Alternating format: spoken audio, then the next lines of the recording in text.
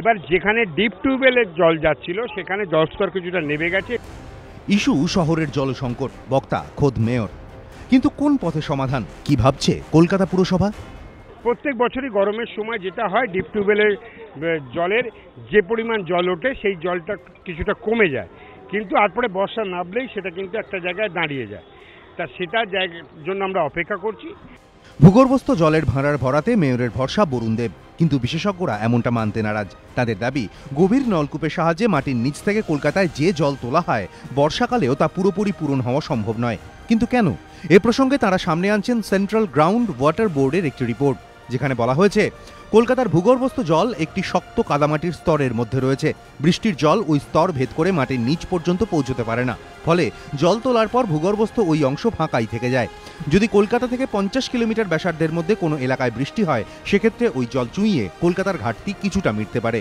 কিন্তু নগরায়ন তো শুধু এখন কলকাতায় আটকে নেই, কংক্রিটের চাদরে মুখ ঢাকছে জেলাগুলিও, সার দিয়ে মাথা তুলছে বহুতল। এই পরিস্থিতিতে আরও জোরালো হচ্ছে গভীর নলকূপ পুরোপুরি বন্ধের দাবি। একদিকে মাটির নিচের জল আমরা ডিসপ্রপোর্শনেটলি তুলছি, আরেকদিকে সেই জল যেখান থেকে আসার কথা সেখান থেকে আসতে বছরের পর বছর লাগছে, তো জলস্তরটা নেমে যাচ্ছে। নামছে জলস্তর, তীব্র হচ্ছে জল সংকট। বাম বিজেপির নিশানায় তৃণমূলের পুরো বোর্ড।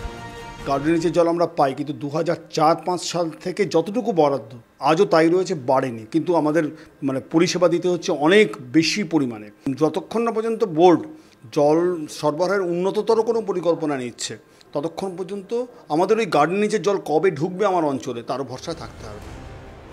জল নিয়ে মেয়রের সমালোচনায় সরব কংগ্রেসও। উদ্বেগ বাড়িয়েছে আরও একটি তথ্য।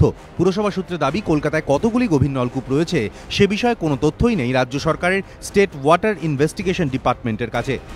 সবে রাজ্য জুড়ে তারা সমীক্ষা শুরু করেছে, কিন্তু গভীর নলকূপের সংখ্যা গুণে তারপর ব্যবস্থা নিতে অনেক দেরি হয়ে যাবে না তো, আশঙ্কায় শহরবাসী। অর্ণব মুখোপাধ্যায়, এবিপি আনন্দ, কলকাতা।